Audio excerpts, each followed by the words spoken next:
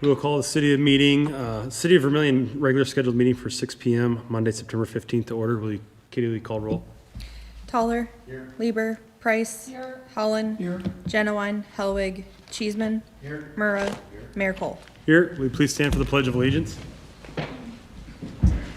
I pledge allegiance to the flag of the United States of America and to the republic for which it stands, one nation, under God, indivisible, with liberty and justice for all.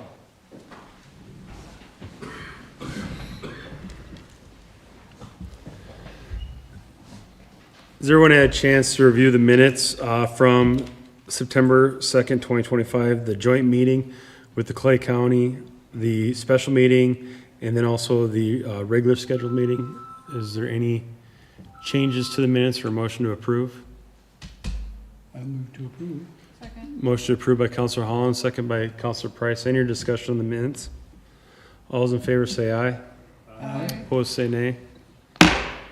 Minutes are approved. Adoption of the agenda. Has everyone had a chance to review the agenda? If so, is there a motion to adopt, or is there any changes to the agenda? Councilor Toller? I'd like to add an executive session at the end of it. There's a motion to adopt the agenda with an executive session at the end of it. Is there a second for that? You need to state the subject, don't you? Subject for legal matters? Legal matters. For legal matters? Is there a second on that? I'll second. Second by Councilor Holland. Any other discussion on the agenda? All those in favor of the agenda as adopted signify by saying aye. Aye. Opposed by saying nay. Agenda's, Clarifying question, do we need a roll call vote or a vote for adding the executive session? Or just as amended? I believe that the motion was to adopt it with that amendment, correct. so I think we're okay. Is that correct, Councilor Toller? Yes. Did that work out legal? You asking my legal opinion or just my opinion? Ask her for her legal opinion. Thank you. Where's that at now? Visitors to be heard. For visitors to be heard, please use the mic at the podium. State your name and an address under visitors to be heard. Each visitor to be heard will speak for 5 minutes on any topic that's not on the agenda. On an agenda item, public testimony will be taken at the beginning of each agenda item after the subject has been announced and explained by the staff. Any citizen who wishes to speak under any agenda item may speak for one time for 5 minutes. Public testimony will then be closed and the topic given to the governing body for possible action. At that time, only city council members and staff may discuss the agenda item unless a council member moves to allow another person to speak and there's unanimous consent. Questions, however, from the council may be directed to staff or member of the public through the presiding officer at any time. On that, is there any visitors to be heard on any item that is not on the agenda tonight? Seeing none, first public hearing we have is an authorize the application of $2.02 million for a community development block grant awarded for renovations of the Boys and Girls Club building at 300th High Street.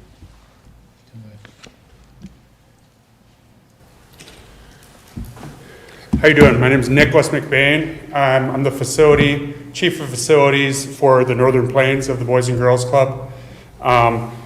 Today we're looking to have you guys be our representative for the community block grant. With this, we're trying to make our facility, the old elementary school, into a better facility for our community.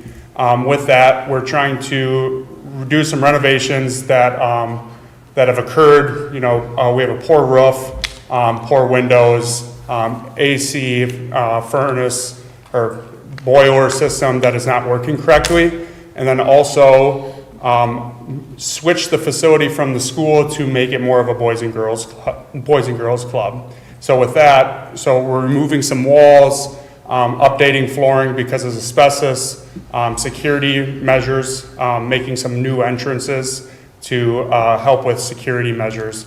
So with that, we're trying to do about 31,000 square feet of renovation to better serve the kids in the community. By making these renovations, it would lower our cost for year-to-year operation and then also to hopefully serve more kids in the community. With this, there would be a kitchen as well added and a cafe into the facility. Right now, there's just a warming area, what the school used.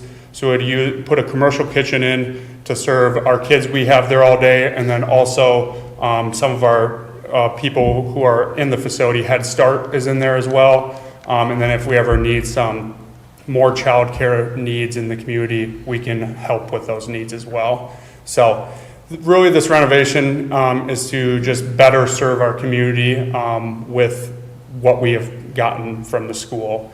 It was great for a school for over 60 years, but not great in today's world of what we need to serve our kids.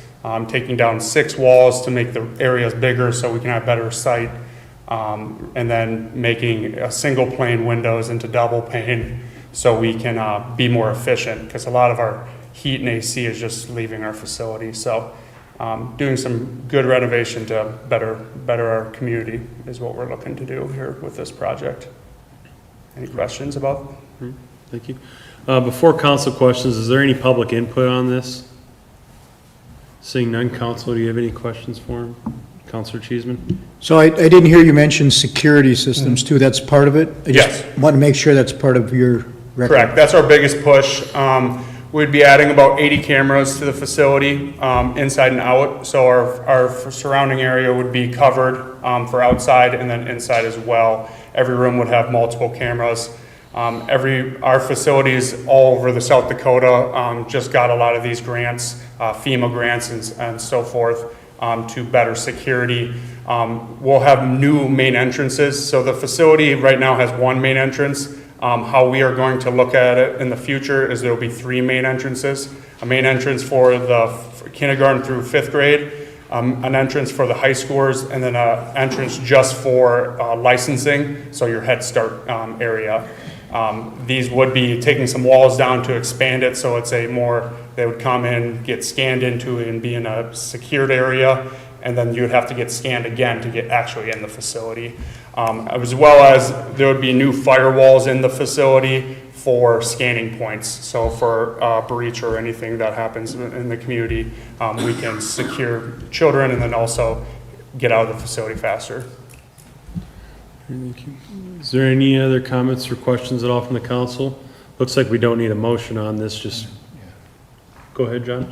I might just add a little bit, so this is a little bit different for the community. Typically, we've done community development block grants where we're applying for funding for water, wastewater, or streets. The last project that we did, that we got community development block grant or CDBG money for, was our East Clark Street renovation project a year or 2 ago.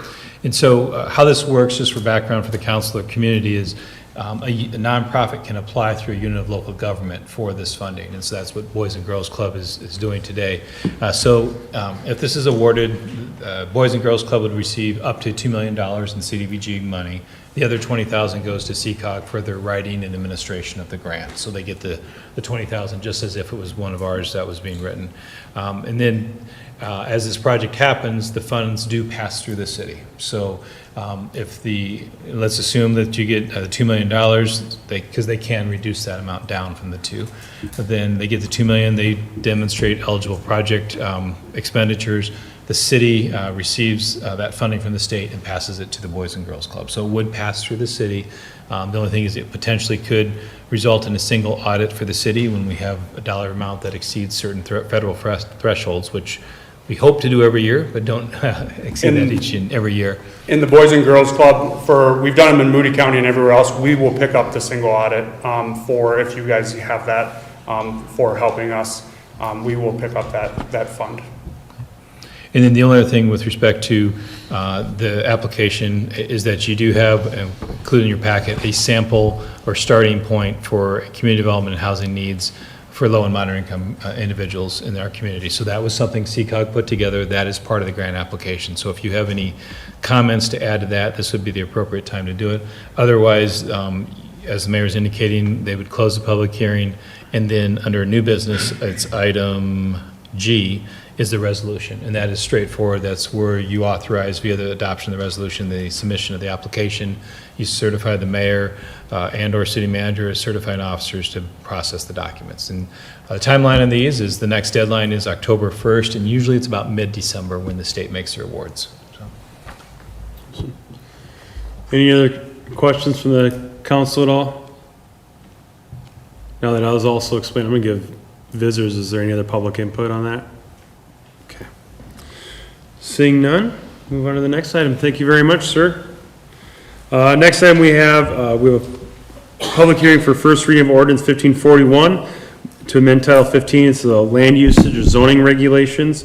This will be in the area of 1313 West Cherry Street, going from general business district to an R3 residential district. Jose.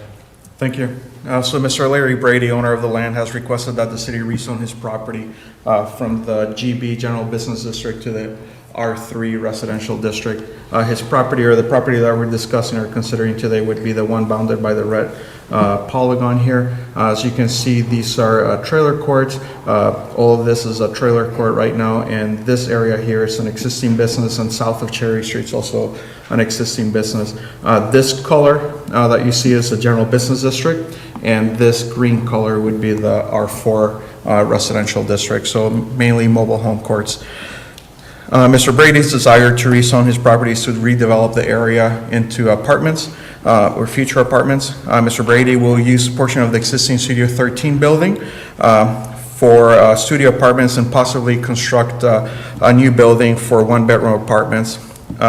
The current zoning district does not allow for any residential uses, hence the desire to rezone. As such, Mr. Brady cannot construct apartments or use existing property for residential uses.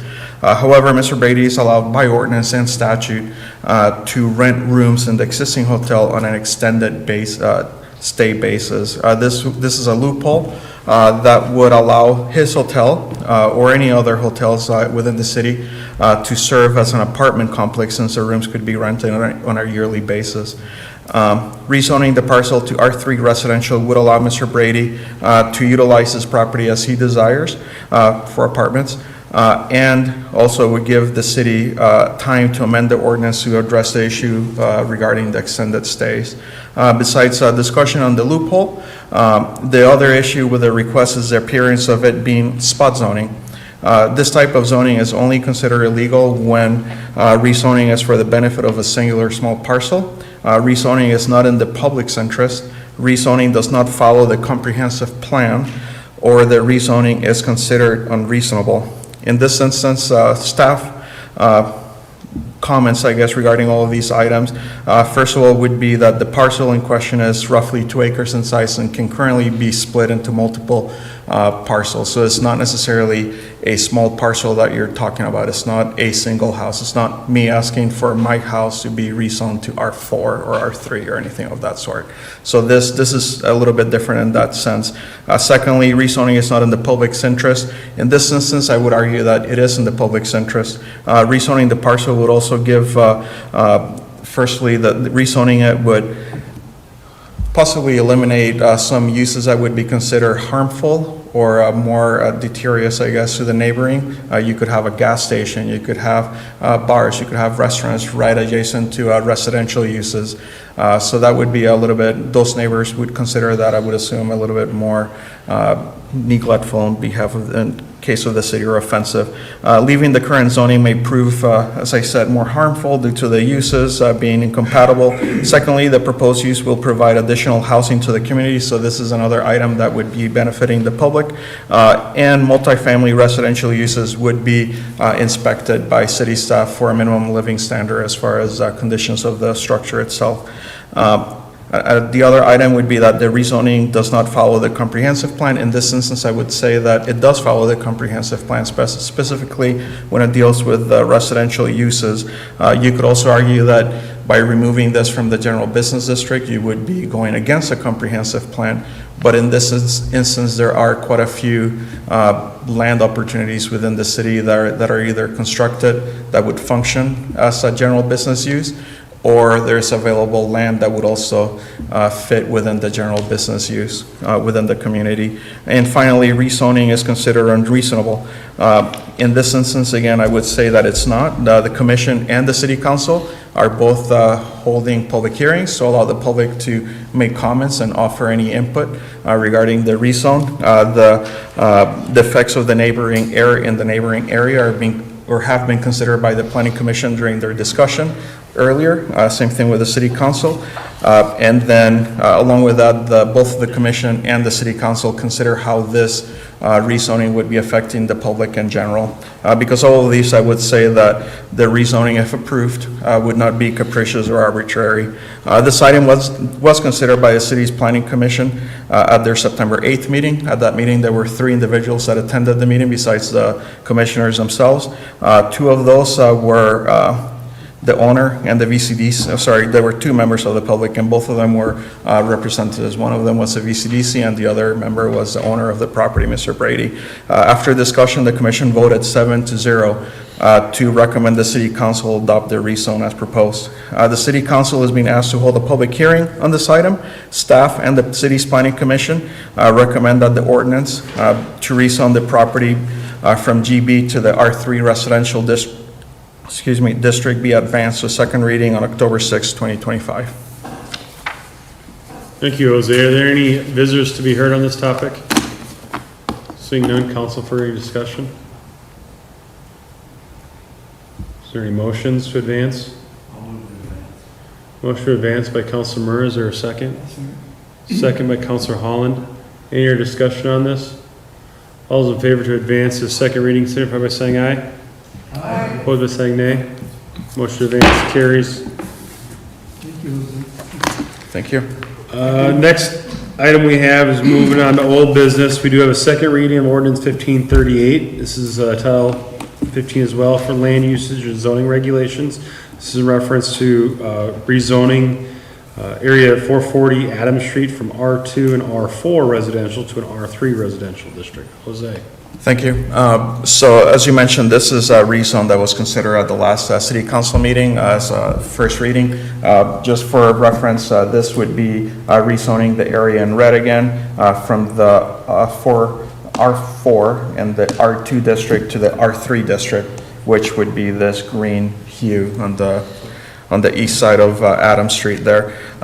The property owner is requesting to rezone this for hopefully in the future constructing apartments in that area. As I mentioned earlier, this was considered by the city council at their previous meeting. At that meeting, there were 3 members of the public that spoke and a letter that was read.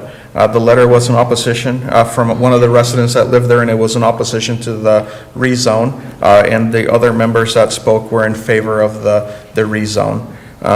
After discussion, the city council considered a couple options and finally voted 7-2 to move the ordinance to a second reading, which is today, and to change the effective date from October 16th, 2025 to June 1st, 2026. Staff has not made any changes to the ordinance besides the changing of the effective date to the ordinance after the first reading. Staff and the city's planning commission recommend that the previously described property be rezoned from the R2 and R4 residential districts to the R3 residential district with the effective date of the ordinance being June 1st, 2026. This being the second reading, a roll call vote is required. Thank you, Jose. Is there any business to be heard on this? Seeing none, council for any discussion? Any motions? Motion approved by Councilor Holland. Is there a second? Second by Councilor Price. Any other discussion?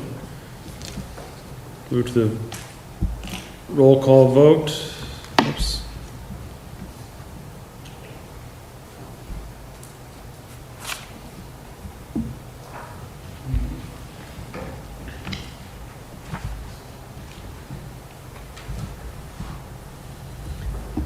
Six yeas, 0 nays. Motion carried. Thank you. Thank you, Jose. Next up on our old business, we have a second reading of ordinance 1539. This is the 2025 budget revision. Thank you, Mayor. Since the council approved the 2025 budget in September of 2024, there have been a number of different changes. We spent a great deal of time on August 13th as we went through revisions to the 2025 budget as well as the plan for the 2026 budget. I won't belabor that evening worth of changes with you. I think the council, for the information of the public, has spent hours going through the budget, and so this is the second step in the process to make the changes. First to the 2025 budget ordinance, and then next we'll be considering the 2026 budget ordinance. Again, the major changes are in the second penny fund as well as the general fund, and these changes largely account for the actual expenditures for TIF 8, which is really the demolition of the Jolly School building, asbestos removal, preparing that site to get it ready to sell for residential lots. Carr Street, the completion of that was not included in the budget for 2025 when it was adopted. So that $449,000 was moved from the STIP reserve fund to that project fund. So that's one of the changes. We have the sales tax rebate related to Masaba. We had part of that in the 2004 budget and then some in the 2005. It's all taking place in 2005. So we need to account for that in the budget. 2025? Yeah, 2025. Is that what I said? So 2005. Oh, yeah, no, 2025 budget, sorry. We don't want to go back that far. And the other largest change is related to the tennis and pickleball facility that's being constructed at Cotton Park. We had a great deal of discussion at this point in time in 2024, but the project had not yet been awarded, and so that was not included in your 2025 budget. At your last meeting, you did advance this ordinance from first reading to tonight's second reading. There have been no changes to the ordinance since that time, and we recommend approval of ordinance 1539 to revise the 2025 revised appropriations ordinance. Thank you, John. Is there any business to be heard on this?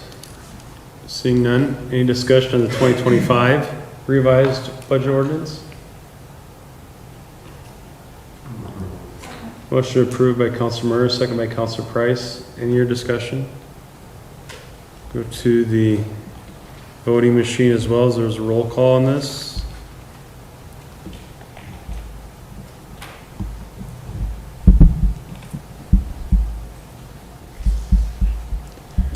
6 yeas, 0 nays, motion carries.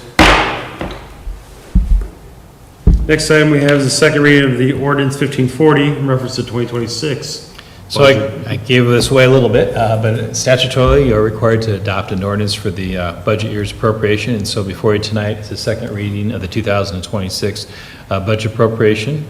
Again, for the public's benefit, the council lived it, but on August 13th, about 3-4 hour meeting where we went through a lot of the changes and talked about that as well as some other times along the way. So I won't go through all the proposed items there, but it does include the typical things that you would see.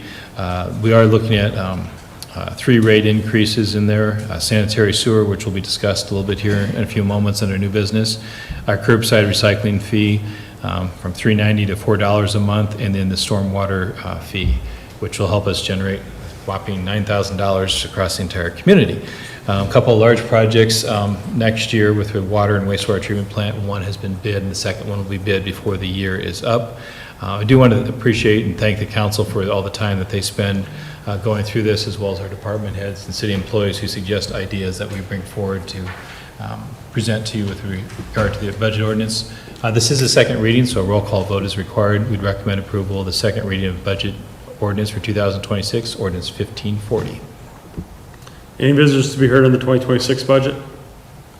Seeing none, council for any discussion.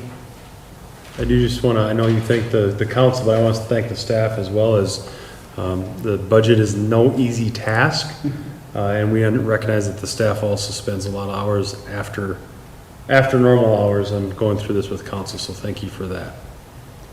On that note, is there any motions? Motion approved by Councilor Price. Is there a second? Second by Councilor Cheeseman. Any other discussion on the budget?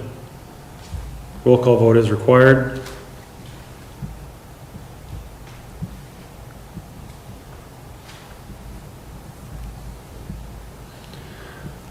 Six yeas, 0 nays, motion carries. Moving on to new business, we do have first up Midco annual presentation on cable TV franchise.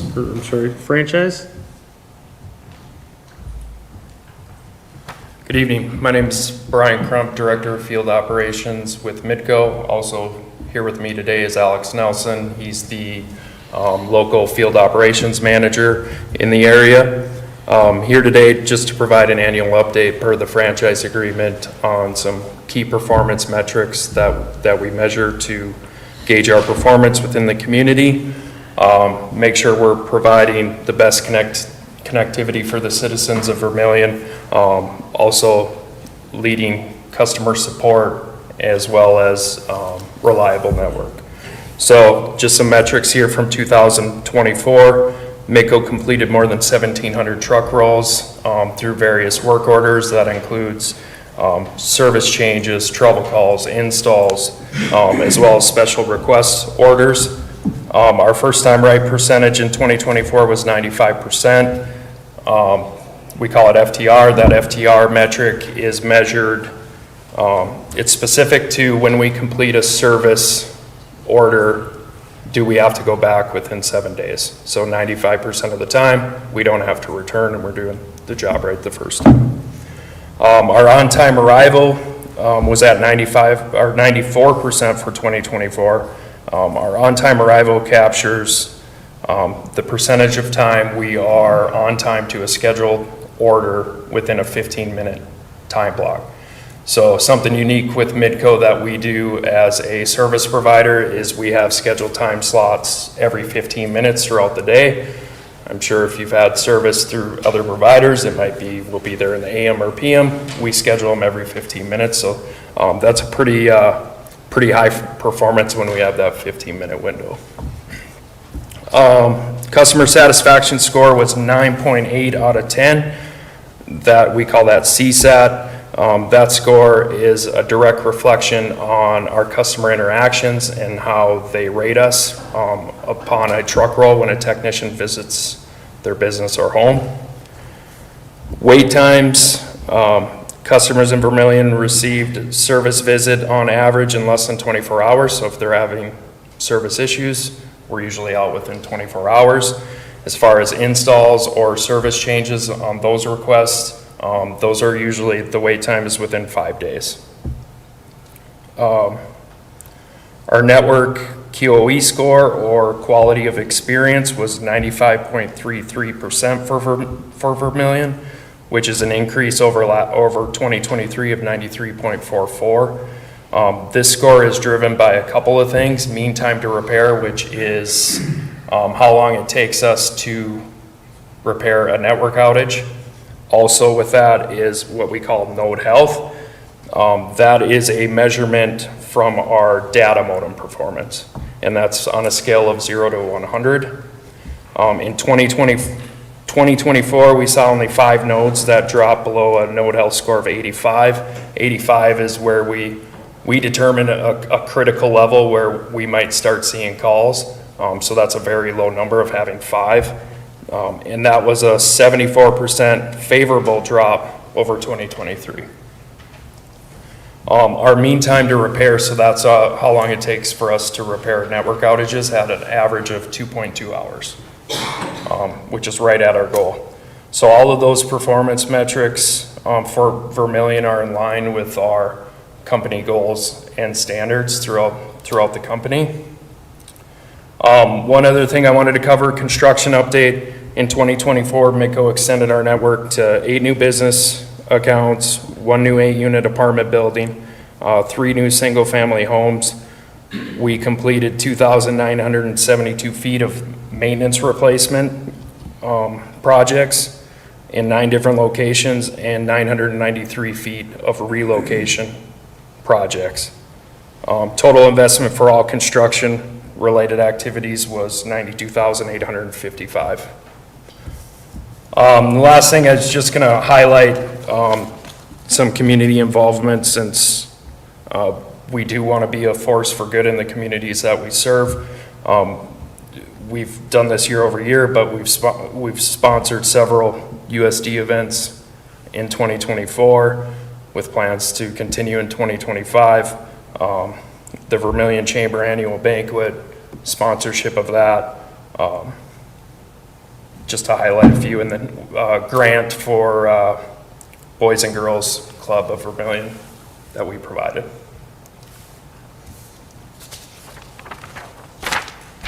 That is my update if you have any questions.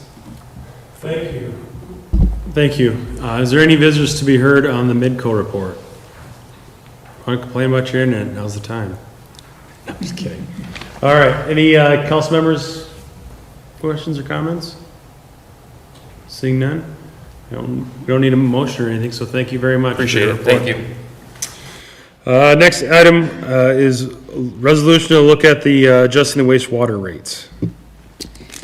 Thank you. So the wastewater treatment plan is slated to do 20.8 million in infrastructure improvements that will be starting either later this year or in early 2026. When approved for the loan for these improvements in 2023, our rates were 128%. Since then, we have increased them to 170%, but the state still requires us to bring them up to a higher rate to cover all of these, the 23.1 million in loans. The wastewater billing rate will need to be increased to 211% to meet the requirements of the adopted budget and to develop the revenue needed for the upcoming renovations. These rates will not go into effect until 2027 billing, so that will be the April 2027 bill that comes out. Once the project is completed in October of 27, rates will be readjusted to accommodate the requirements of the actual loan drawn. The city council will have the opportunity to decrease the rates in April of 2027 if the full 23.1 million is not borrowed. Administration recommends adjusting the wastewater charges to 211%, which will increase monthly bills 24.12%. From $52.56 to $65.23 or $12.68 per month. And that is for the average user that uses 581 cubic feet of water or 4,346 gallons. Customers will not see this increase on the bills come until April 15th of 27, due no later than May of 2027. Administration recommends the adoption of the wastewater rates. Thank you, Katie. Is there any visitors to be heard on this? Seeing none, council for discussion. Just to clarify, Katie, and so this is going to take effect a year and a half out. Is that roughly when the wastewater facility will be done? So they anticipate it to be done in October of 2027 or the beginning of 28. Okay. And then with the rates, what happens, so we have to do this in order to be in compliance for the state for the loan. What happens if we don't do it? Where does the state do it? We don't get the loan. And then we don't get a We new forfeit on the facility? loan. Okay. Any other comments or questions from the council? Is there any motion? Councilor Murrah? I just want to let everybody know, and the public too, that the amount of that loan is big, 23.1 million, but keep in mind, we have a year and a half. We are actively looking for ways as a council to hopefully not have to borrow all that money. So the rates hopefully won't have to skyrocket that much by when that date comes. So I just want everybody to know that we are working on it. It is a long ways away. They haven't even started. We haven't even awarded the one bid yet on the wastewater, right? Correct. Right. So we are working on it, so just keep that in mind. And just to clarify, this is not a bond. This is essentially a line of credit. We're approved up to that amount, so you don't have to go for that full amount. Not only that, but whether it be borrowing less or finding ways where the cost isn't as costly, either one of those will trickle down to less rate increase, essentially. Is that accurate, Katie? Yes, that is. Okay. Any other comments from the council or questions? Is there any motions? Motion to approve by Councilor Murrah. Is there a second? I'll second. Second by Councilor Holland. Any other discussion? All those in favor signify by saying aye. Aye. Opposed by saying nay. Motion carries. Next item we have is a resolution authorizing the sale of the revenue bond for wastewater treatment facility improvement. Thank you. Now that we have the resolution passed for increasing the rates, we are allowed to close on the bond, and therefore we need a resolution for that. In March of 2023, the Department of Agriculture and Natural Resource approved a $23.1 million loan for the city for the wastewater treatment improvement plan. This is a 30-year loan with a 3.25% interest rate. DNR requires the city to increase rates to sufficiently meet the 110% of annual bond payments, and staff has worked to acquire a $5 million EDA loan grant to help decrease the need to increase the rates.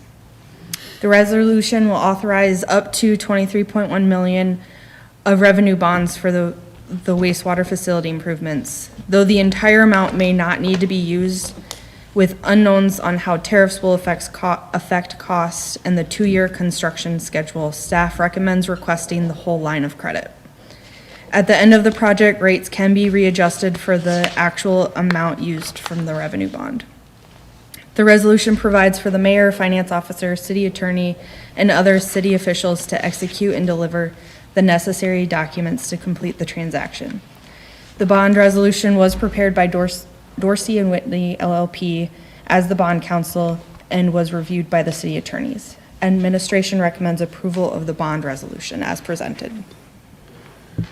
Thank you, Katie. Is there any visitors to be heard on this topic? Seeing none, is there any discussion by council at all? Any motions? Move approval.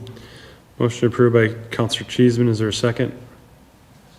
Second by Councilor Toller. Any other discussion on this? All in favor, signify by saying aye. Aye. Opposed, saying nay. Motion carries. Next item we have is the first reading of ordinance 1543 to amend Title 11 Business Regulations. This is in reference to modify eligible applicants for a special alcohol beverage license issued in conjunction with special events. Thank you. In 2010, state statute was amended for any licensee license pursuant to 35-4 to be issued a special daily on-sale malt beverage or special on-sale wine license. The statute also amended to allow for special on-sale liquor licenses. In 2010, the city council did not opt to change the ordinance to allow these two items. On August 4th, noon meeting, a presentation was given on current state laws for special daily licenses versus the city's current ordinances. Currently, only civic, charitable, educational, veterans, or fraternal organizations are allowed to hold either a malt beverage or wine special license. The ordinance change brought forward today would allow for current license holders in the city of Vermillion to hold special daily licenses for special events. This would allow current business owners to use their licenses at an off-premise location for a special event.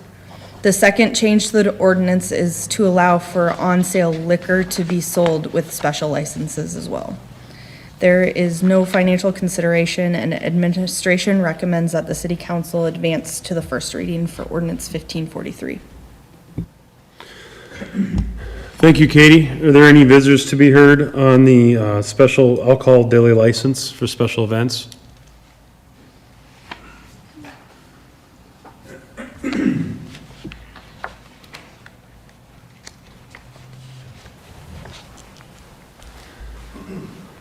State your name and address for us for the record. Chad Gernwald, 15 Court Street, for Old Lumber Company. I'd just like, can we get some clarification of, on that license, so can anyone get a special liquor license, or only the current license holders of liquor can get that? So it would be up to the council. If you currently own a liquor license, you would be able to use that off premise with a special license. If you do not own a liquor license, then you would not be able to. Okay, so only the license holders could apply for a permit to do it off-site? Correct.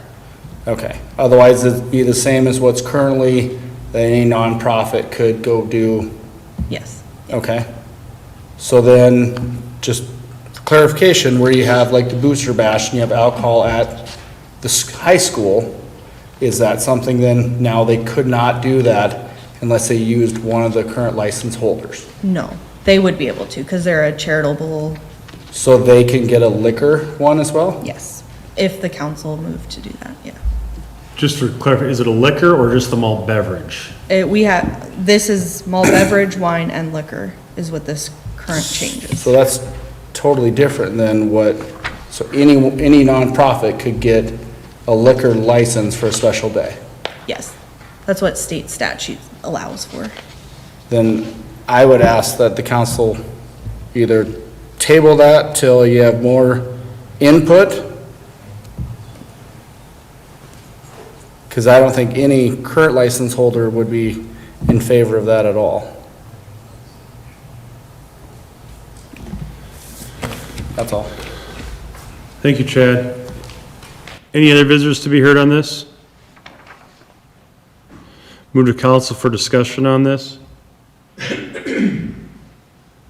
In reference to Mr. Grunwald's comment, I guess I was under the impression that the nonprofit would still be the same with the malt beverage and wine, but liquor items would be only for the liquor license establishments. I guess that was my understood it. So I guess in reading this, let me get to my statute here.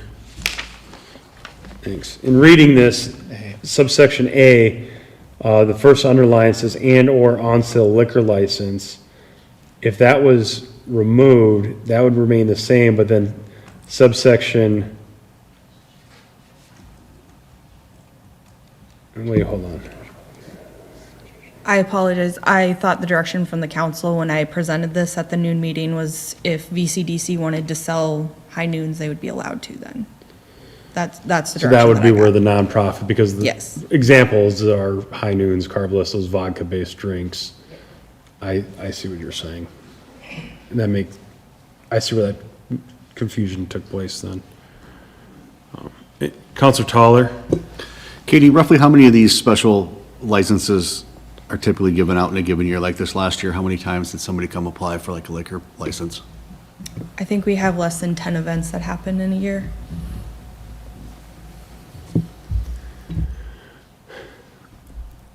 I think I know we're in discussion and talking about this, the one advantage is, aside from obviously this would allow businesses to have that opportunity for another ability to have sales at special events, whether it be in Prentice Park, Thursday on the Plots, the fairgrounds, and I think that's where obviously the more and more popular these alcohol-based drinks come from. Now, I don't foresee that also though wanting to have these special events doing shots, so to say, right? I think that's the council, anybody speak up, I think the general consensus was more of these vodka-based canned drinks. With that being said, is there any councils, this is the first reading, to maybe look at doing it where, because I also think that the businesses having having the performance, the staff, the insurance, the knowledge, the distribution of those alcohol-based drinks is a benefit to having them. It makes sense to me to have the businesses do it and then leave the nonprofit to keep it at just the malt beverage or wine. But I guess that's up for the council to decide if you want to split it up or not. I agree with you in that respect. You agree with me on that respect? I do. Counselor Murrah? That's how I understood it at the noon meeting, is that the only thing was changing is that we were allowing a place like Chad's, if they wanted to go to that special event, they could and sell liquor. That's how I understood it. Yeah, I guess I was under the assumption if you have a liquor license, that's what we were adding it and giving that ability. So, for example, if it was the Shakespeare Festival and they wanted to add those vodka-based drinks, they would then ask a business who holds a current liquor license to do that. They wouldn't be able to do it on their own. I think that's what we discussed. Yeah, so my question would be, what do we gotta do now? Can we reword this? How do we reword that? To make it? I think ultimately, maybe we should potentially table this and bring it back next time. I think your subsection A is probably, you'd create two different sentences, so to speak. One sentence would address your civic, charitable, educational, and veterans or fraternal organizations, and the second sentence of that would address any current licensee. Then we'll need to work out that language to note that distinction between what they can serve. So unless Katie feels differently, maybe we would ask that this is tabled and we could rework that wording so that we can get something that more better reflects what the city council is looking for. Now, we have an opportunity, because I see we have several of these liquor license establishments in the audience today. If we were to revisit and do that, I'm gonna ask a question to you guys. Is there any strong opinions on that kind of a wording? So basically, it'd be if you hold a current liquor license, you could sell liquor-based drinks, but for example, the nonprofits would still be regulated to just the malt beverage and wine. Does that make sense? Yeah. Go ahead. Blaine Schullerman, 1201 West Main, Bunions.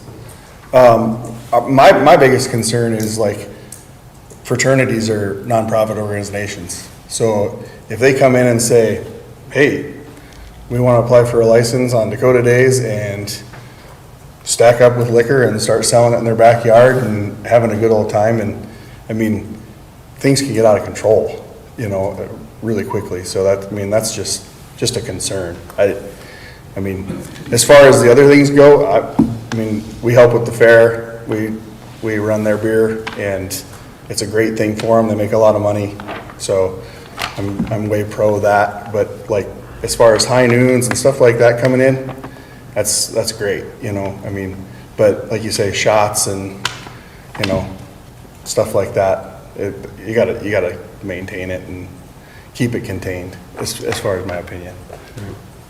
Thank you, Blaine. Counselor Cheeseman? I'm just wondering, have we ever had fraternities come in and apply for this license? Not since I've worked here, no. I'm wondering too if fraternities fall under the purview of nonprofits. Well, we would still have to approve it even if they did come. So if a fraternity, for example, a university fraternity would come and request that, the council would still have to approve it, even as a special daily. So if a university fraternity came up and said, hey, we want to host a backyard party, the council would still have to approve that. You could approve or deny it. Or deny, Yeah. correct. That might be why they haven't come to us yet. I think you could be right. They probably just know better. Any other questions? Well, hold on. Councilor Nick wants to speak. You guys all good? Come on. You should know the proper procedure by now. Nick Slattery, Toby's and Webb's.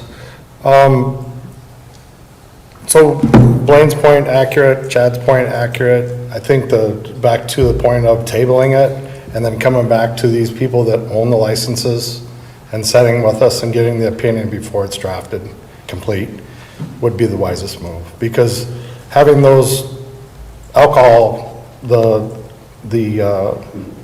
beverage, that particular beverage to be sold that we've worked hard for, all of us, shouldn't just be put out there. And then same way with if it's out there, it does come to you as a council. You know, if one of those nonprofits does come to you guys and says, oh, here's an option, there shouldn't be an option for it. So I think coming back to us and just having a roundtable discussion about it would be extremely helpful. Thank you. Nick. Nick stole the words right out of my mouth before I was able to speak. I was gonna recommend to staff maybe reaching out to Jim at the VCDC, who can then pass it along to the owners if that works. Counselor Cheeseman? So do we need a motion on that? Would we need a motion to table it if we want to table it, correct? I make a motion that we table it, Postpone, sorry. postpone it. Motion to postpone by Counselor Cheeseman. Is there a second? I'll second. Second by Counselor Murrah. Any other discussion on the postponement? Katie, do we need a date specific on it? Is that correct? We need a date? Hold on. We can set a date on it. I don't think there's gonna be an issue on that. Do you want October 20th?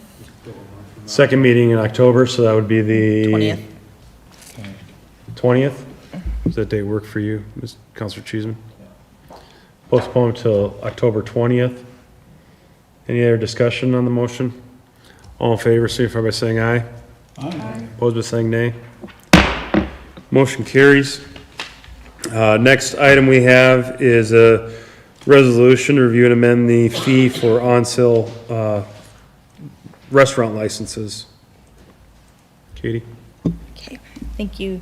During the 2008 legislative session, Senate Bill 126 was approved. This bill created additional liquor licenses for full-service restaurants. A full-service restaurant, as defined by the state statute, may not have more than 40% of gross sales derived from the sale of alcohol or alcoholic beverages. The City Council adopted Ordinance 1190 on November 3rd, 2008, that provided for an on-sale license for full-service restaurants. In February of 2009, the City Council adopted a resolution to set fees at $95,000. That was to stay in place for 10 years. On July 7th, at a noon meeting, the current fees were discussed and compared to other communities within the, with similar ordinances. Based upon the comments provided by City Council after reviewing the fee set by other communities, staff prepared a resolution to establish a fee of $70,000 for a single full-service restaurant on-sale liquor license. The proceeds from the initial sale of the full-service restaurant on-sale license would go into the general fund along with the annual renewal fee of $1,500. Administration recommends the adoption of the resolution. Thank you, Katie. Are there any visitors to be heard on, excuse me, any visitors to be heard on this topic?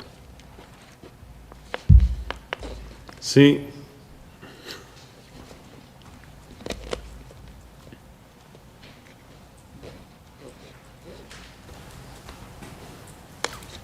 Jack Grunwald, Old Lumber Company, 15 Court Street.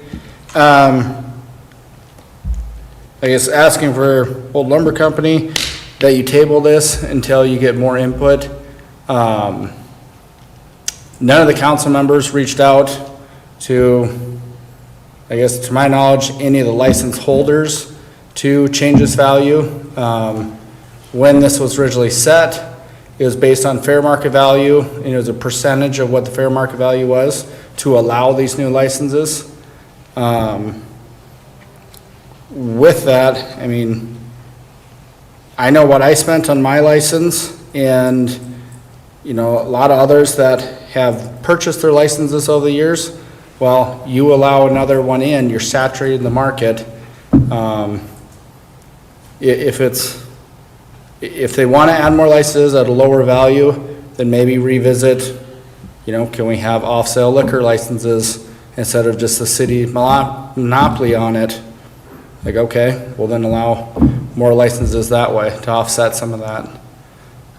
Otherwise, I just ask you guys table it and get some more discussion from the people who actually own these licenses that have invested a lot of money in the community and donated back from the proceeds of selling alcohol. So. Thank you, Mr. Grunwald. Any other visitors to be heard? Seeing none, council for I'm sorry.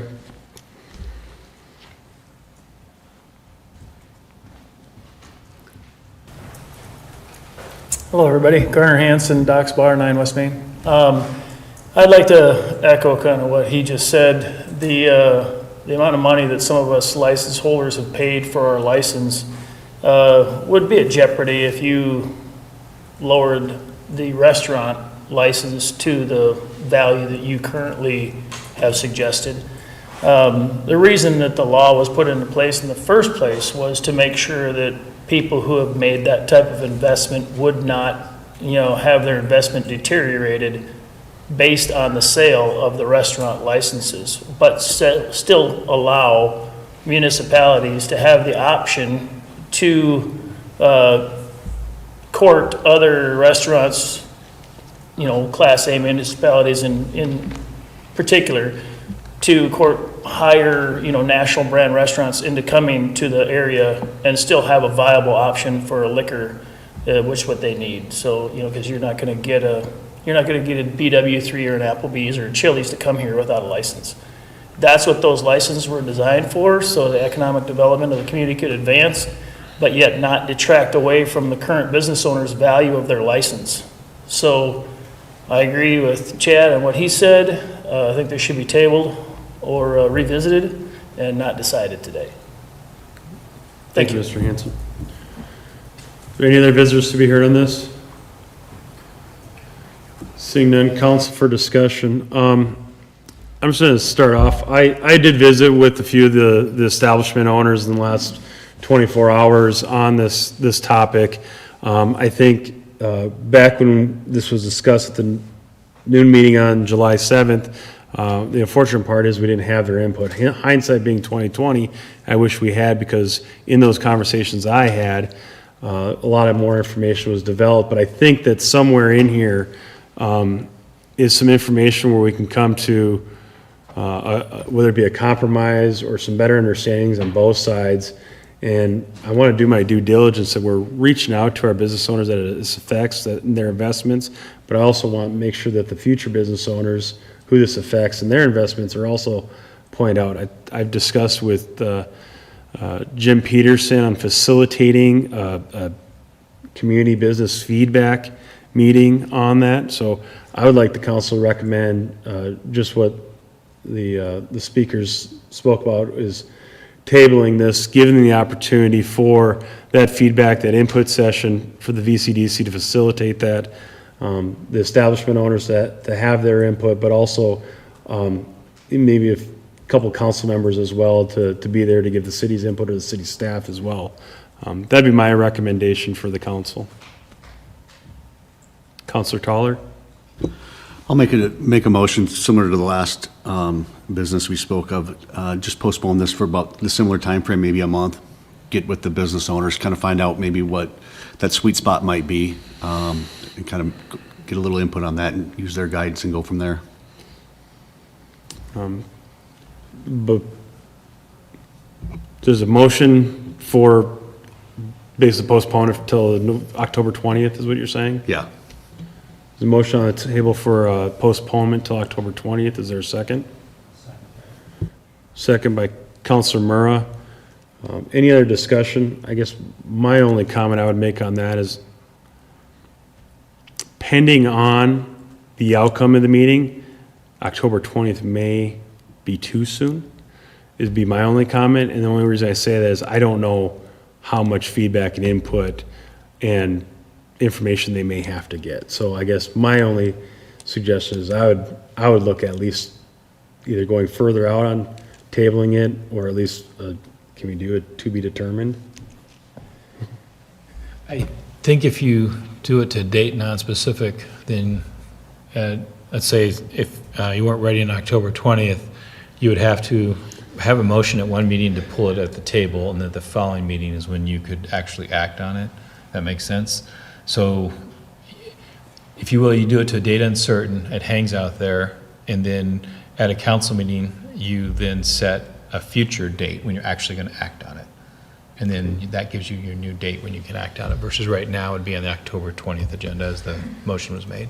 The only reason I say is I realize it's a month out. We do have D-days, and we have some establishment owners that might be very busy in the next few weeks. I at least they're hoping they will be very busy in the next few weeks on that. So, Councilor Holland? If we go to the 20th and not happy, we can postpone it again, right? There's nothing stopping us Correct, from we doing it can. again. Yep. That would work too, I think. I'm fine with that as well. Okay. Any other discussion? There's a motion on the table to postpone this until October 20th meeting. All those in favor signify by saying aye. Aye. Opposed by saying nay. Motion carries. Thank you. Next item we have is a TIF number 12 developers agreement with AMS Building. This reference of property located at 502 Cottage.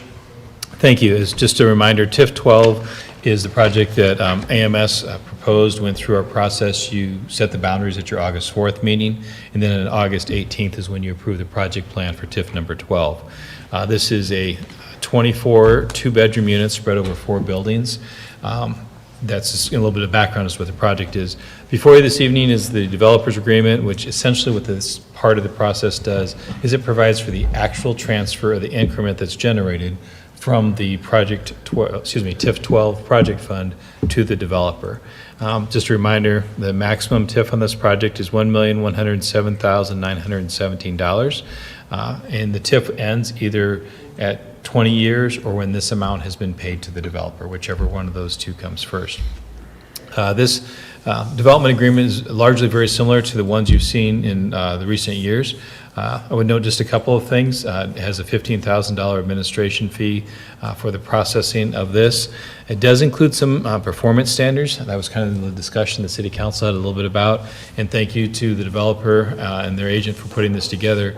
It does require that a building permit will be obtained by a certain date, and that's already been taken care of. It has certificate of occupancy dates for the first 2 buildings as well as the 3rd and 4th building.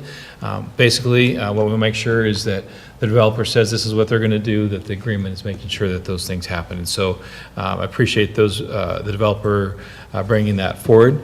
I would note we have the base value has been certified at $226,633, which is what is in the developer plan, in the project plan, as well as in this agreement.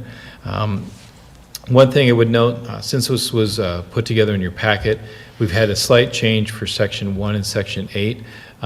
It said in your agreement that both entities have identical membership and ownership. It's the same people, but their percentage of ownership varies slightly between the 2 different organizations. So the final document proposed for signature just says both entities have identical membership. It doesn't say the ownership because the split is a little bit different between the 2. With that said, as I noted, it's very similar to other developer agreements that we have seen over the last couple of years. I would recommend agreement of the developer's agreement that was been submitted for TIF number 12 for AMS Building Systems. Thank you, John. Any visitors to be heard on this? Now's your time to talk. Nick Slattery, 1341 East, South Dakota Highway 50, AMS Building Systems. Thank you, ladies and gentlemen, for working with us, working with the TIF. We're not going to let you down. You know, as we move forward with this particular project, we'd like to do others in the future too. So as we work together on maintaining some kind of structure for these TIFs and we use them locally, I think it's going to benefit all of us. So thank you very much. Thank you, Mr. Slattery. Any other visitors to be heard on this? Seeing none, council for discussion. Any discussion by council on the developers agreement? Any motions? This was approved by our legal, right? Yes, Daryl saw it. I don't know that she's seen it, but yeah. Yes. And he found no issues? We had some slight revisions that we worked out with the developer's attorney. Okay. Motion to approve by Councilor Holland. Is there a second? Second. Second by Councilor Cheeseman. Any other discussion on this? All those in favor, signify by saying aye.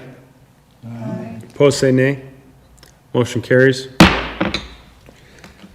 Next item we have is the resolution on the CDBG sponsorship and project for, this is in reference to the Boys and Girls Club. Thank you. This is a standard resolution you see with any community development block grant application. It basically does 2 things. The first is that you as a governing body are authorizing the submission of a community development block grant for the Boys and Girls Club project. The second thing that it's doing is you're designating the mayor as a project certifying and the environmental certifying officer. In the event that the mayor is unable to do it, then the city manager is asked to do that. So this is a very standard resolution you would see with any community development block grant that is submitted. So we'd recommend approval of the resolution as presented. Thank you, John. Any visitors to be heard on this? Seeing none, council for any discussion? Any motions? Motion approved by Council Murray, is there a second? Second. Second by Councilor Cheeseman. Any other discussion? All in favor, signify by saying aye. Opposed, say nay. Motion carries. Next one is the Historic Preservation Commission appointments. Get to that. The Historic Preservation was adopted in June of 2018. The city council the city language can be found also in the code, section 32.30. There are 3 terms that are expiring, and over the last month, the opening has been advertised on the city's webpage, the social media, the city website, and also at the council meetings. As noted, there's a 7-member commission for the board. 4 members of the board are to be property owners in one of the designated historic districts, or an owner of a property registered with the National or State Registry of Historic Places. In reference to the applicants, the 2 applicants that we received out of the 3 opening positions was a Diedrich Vanderhill and William Deniger. Both those applicants are current incumbent of the commission. They both expressed to continue their tenure on the commission. Both members have been active on the commission, regularly attend a meeting and giving input. Staff does recommend the continued appointment for those 2 commissioners. In reviewing the Historic Preservation Commission and seeing all the good things that they've been doing, especially when it comes to the education, we now have a new website that is up that they were able to help participate in and get that up and running. I do recommend to the council that the 2 incumbents that applied be reappointed to the commission. There is no budgetary issues with this, as they are not paid for their time or their meetings. So with that, I recommend the appointment of William Deniger and Diedrich Vanderhill to be reappointed to the commission. Are there any visitors to be heard on that? Seeing none, comments or motions from the council? Councilor Cheeseman? I just want to thank them for doing this, not getting paid for it, putting their time and effort into it, and collecting the knowledge they have of these areas is vitally important, in my opinion, for preservation of a lot of things that go beyond just this topic in Vermillion. So thank you. Thank you on that. Is there any other comments? Is there a motion? Councilor Toller? Second. Motion to approve the appointments by Councilor Toller and a second by Councilor Price. Any other discussion? All those in favor signify by saying aye. Aye.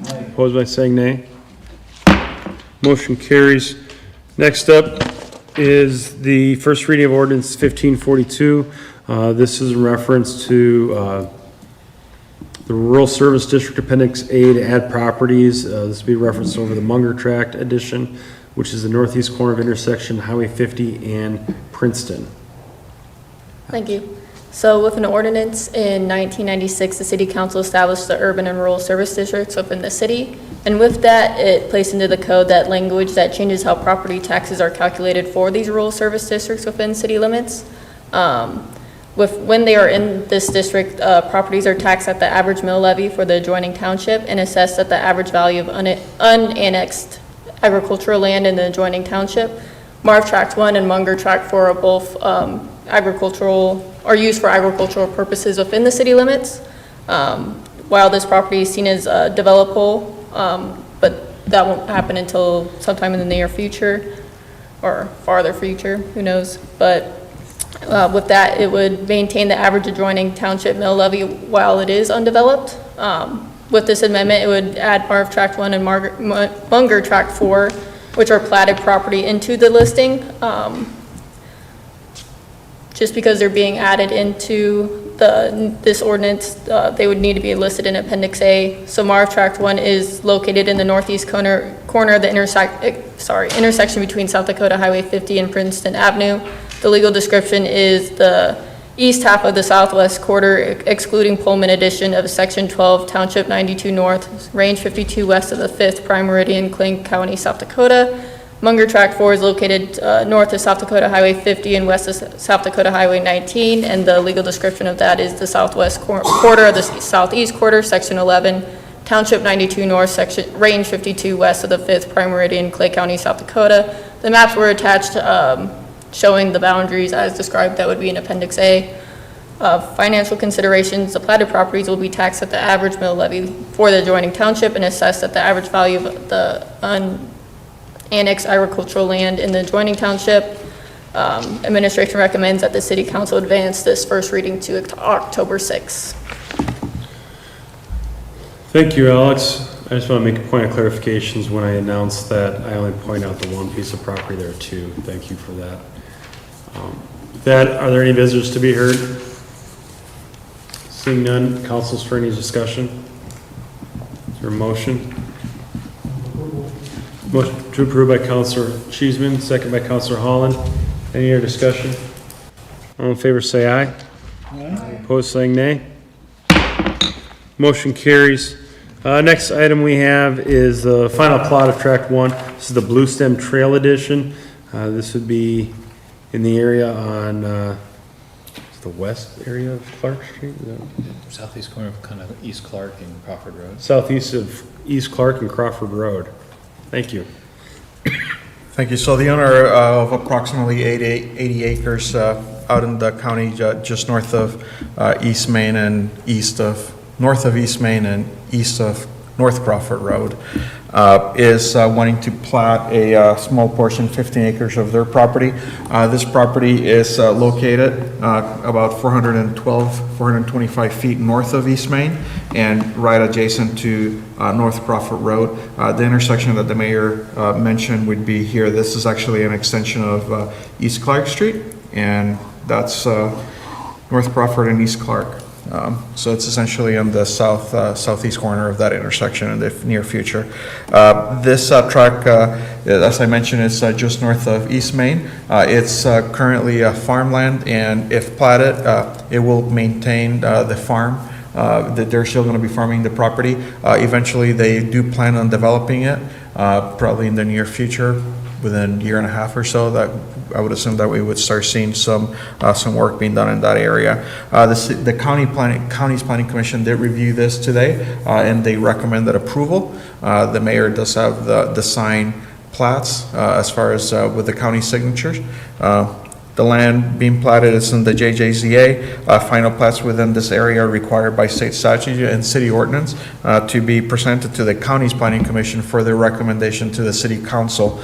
And the city council may then either approve or reject the plat.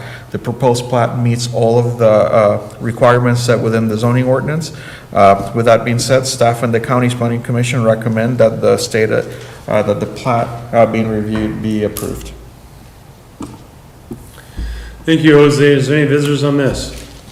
Seeing none. Oh, sorry. Come on up.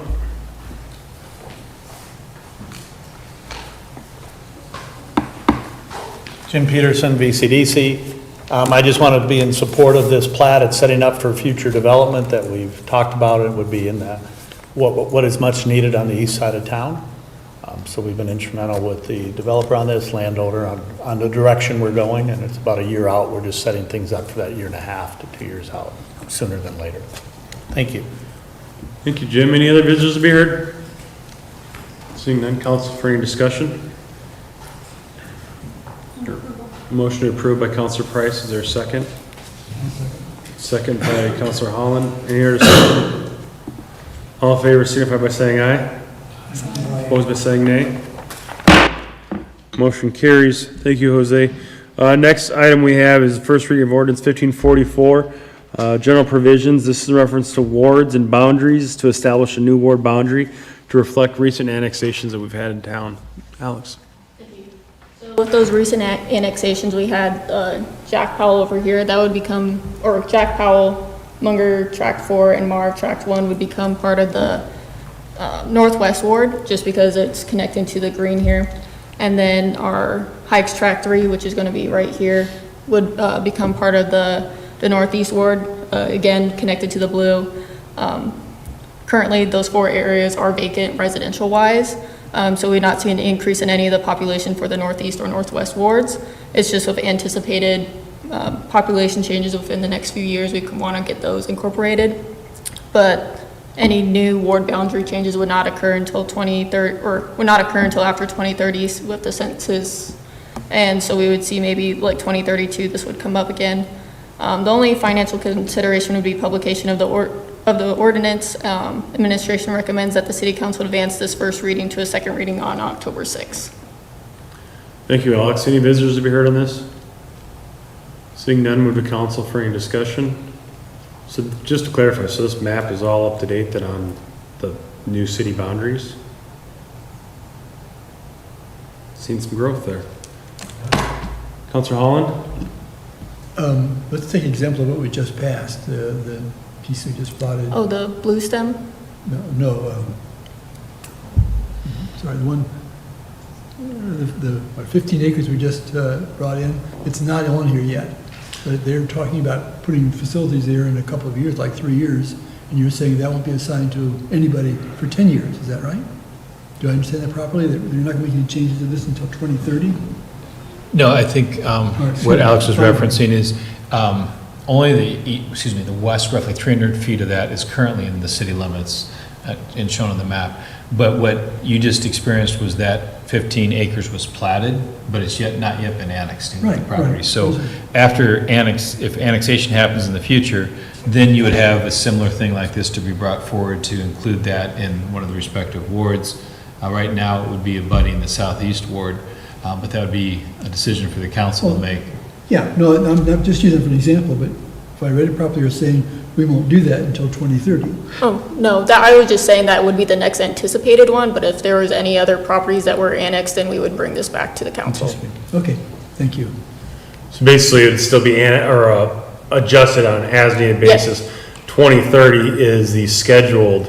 Yep, With the wards and how they would be, and I would assume that is in reference to changes of the population, the residences, the housing that would go in, and it would be, those wards would be adjusted according to the population to make sure they're all evened out. Is that accurate? Yep, that's accurate. Thank you. Any other questions? Is there any motions? Motion to advance by Councilor Price. Is there a second? Second to advance by Councilor Holland. Any other discussion? All in favor, signify by saying aye. Aye. Opposed by saying nay. Motion carries. Next item we have is a resolution in support of Solera for an application of financial assistance with South Dakota Housing Development Authority. Thank you. This one is pretty straightforward, I believe. Stencil Group is developing the apartment complex on the south side of Roosevelt Street between North Norbeck Street and North Crawford Road. In May, you approved a resolution that you acknowledged their application to the South Dakota Housing Development Authority, where they're applying for a loan that would be 2% interest, a 20-year amortization schedule, and a balloon payment at 10 years. Since that time, Stencil it was under the name of Stencil 2. They have put together the group of investors and everything, and the group is, as Mayor referenced, called Solera LLC. So the item before you is the South Dakota Housing Development Authority has requested that you adopt the same resolution as you did in May, only with the name of Solera LLC as the applicant for the loan from the South Dakota Housing Development Authority. Other than that, there have been no changes to the resolution. Thank you, John. Any discussion, any visitors to be heard on this? Any discussion by council? So just to clarify, all we're doing is looking at the name change. Yep, yeah, and the reason why you're asked to consider this resolution is ultimately the funding is being used for infrastructure improvements such as the road, the water, and the sewer, which will become property of the city. So South Dakota Housing Development Authority wants you to acknowledge that you're aware of them making the application for this funding request. Any other discussion? Is there any motions? Motion approved by Councilor Murr. Is there a second? Second by Councilor Toller. Any other discussion? All those in favor signify by saying aye. Aye. Opposed by saying nay. Motion carries. Next item, Fireworks public display permit for October 3rd, Friday, 9:15 PM on the south side of Polaris in their parking lot for USD's Dakota Days Student Organization. Thank you, Mayor. The University of South Dakota's Dakota Days Student Organization have contracted Fireworks Unlimited to conduct a fireworks display for the annual Dakota Days event. A permit has been submitted to conduct the fireworks display on October 3rd, 2025 on the south edge of the Polaris parking lot. The permit has been reviewed by the City Fire Marshal and has been approved pending final approval by the City Council. Fireworks Unlimited also requested that a rain date of October 4th, 2025 be approved if the show is canceled due to rain. Polaris was contacted for verification that the fireworks display location would be acceptable. Polaris has confirmed its support of the display and have received certification and insurance paperwork from Fireworks Unlimited. Fireworks Unlimited has also spoken with East River Properties, as they are the property owner to the south of the launch site, and they are okay with the fireworks show being conducted and their property being in the fallout area for the shells. State law requires approval from the governing board of the municipality where the public display is to be conducted. There is no financial consideration for the city. Administration recommends that the City Council approve the Dakota Days fireworks display by Fireworks Unlimited for October 3rd, 2025 with a rain date of October 4th, 2025. Thank you, Chief Callahan. Is there any visitors to be heard? Seeing none, council for any discussion? I know there was talk because in future 4th of July fireworks, that's the same location, right? Correct. Yep. There's some talks where the law enforcement center would have to sign off on things beforehand. Is correct. Per the International Fire Code and the NFPA, when you're located within a certain distance of a correctional facility, the jail administrator, or in this case the sheriff, would have to sign off that they are okay with fireworks being shot off within a certain distance of that facility. I've spoke with the sheriff. He has no issues with it. We do not require a letter at this time because that facility will not be open during Dakota Days. okay, so I guess I didn't realize the reasoning for the letter. I didn't know if it had to do with the radio tower, the building itself, inmates. I didn't know, and that's why I was asking, because I imagine from my understanding, the building's all there, tower, everything is there, so the infrastructure's there. I didn't know if that was the reason. No, it's due to inmates being housed within the correctional facility. Thank you. Any other questions or comments from the council? You're all okay with it? Yes, yeah, this will be just as the 4th of July fireworks. We're staffed that night anyway, so we'll cover the event and everything, and it should be fine. Motion approved by Councilor Holland. Is there a second? Second. Second by Councilor Cheeseman. Is there any other discussion on this? I have one question. Why isn't the university utilizing their own property? You probably don't know that. I don't have an answer Okay, for that. that's what I figured. Okay. It's just a question. Any other discussion? All in favor, signify by saying aye. Aye. Opposed, saying nay. Motion carries. Thank you. Next item, we have a city manager's report.